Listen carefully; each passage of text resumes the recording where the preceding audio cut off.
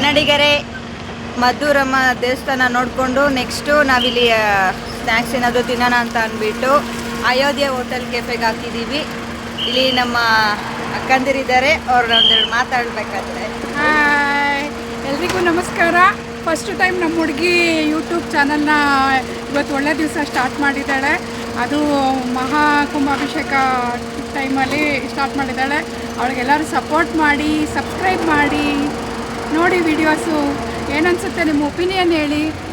Thank you ಅಕ್ಕ. ನಾವು ಕುಂಭಮೇಳಕ್ಕೆ ಬಂದಿದ್ವಿ. ಇಲ್ಲ ಅಯೋಧ್ಯೆ ಕೆಫೆಯಲ್ಲಿ ಕಾಫಿ ತಿಂದ್ವಿ, ಸ್ನ್ಯಾಕ್ಸ್ ತಿಂದ್ವಿ. ಚೆನ್ನಾಗಿತ್ತು, ತುಂಬ ಚೆನ್ನಾಗಿತ್ತು.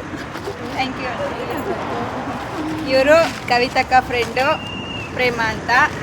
ಹಲೋ, ನಮಸ್ತೆ. ನಾನು ಫಸ್ಟ್ ಸತಿ ಬರ್ತಾ ಇದ್ದೀನಿ ಜೊತೆ. ತುಂಬ ಖುಷಿ ಆಯಿತು.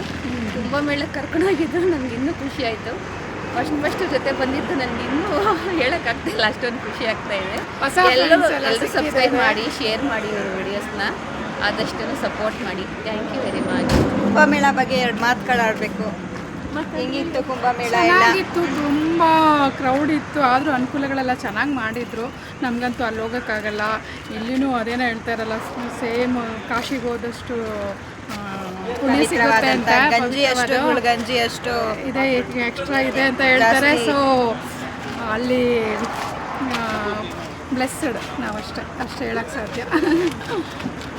ಅಲ್ಲಿನ ಸ್ನಾನ ಎಲ್ಲ ಯಾವ ರೀತಿ ವ್ಯವಸ್ಥೆ ಮಾಡಿದ್ರು? ಇಲ್ಲಿ ಡ್ರೆಸ್ಸಿಂಗ್ ಚೇಂಜ್ ರೂಮ್ ಎಲ್ಲ ಚೆನ್ನಾಗಿತ್ತು. ಬಟ್ಟೆಗಳೆಲ್ಲ ಅಲ್ಲೆಲ್ಲ ನದಿನಲ್ಲೆಲ್ಲ ಹಾಕಿದ್ರು. ಆ ಥರ ಮಾಡಬೇಡಿ, ಗಲೀಜು ಮಾಡಬೇಡಿ. ನಮಗೆ ಹೆಂಗೆ ಅಸಹ್ಯ ಅನಿಸುತ್ತೋ ನೆಕ್ಸ್ಟ್ ಬರೋರ್ಗೂ ಹಂಗೆ ಅಸಹ್ಯ ಅನಿಸುತ್ತಲ್ವ. ಒಂದೇನಂತ ಅಂದರೆ ನಾವು ಹೋಗಿದ್ದು ತುಂಬ ಲೇಟ್ ಆಗಿದ್ದ ಕಾರಣ ದೇವ್ರ ದರ್ಶನ ಮಾಡೋಕ್ಕಾಗಿಲ್ಲ ನಮಗೆ. ಅದೊಂದು ಸ್ವಲ್ಪ ಬೇಜಾರಿದೆ.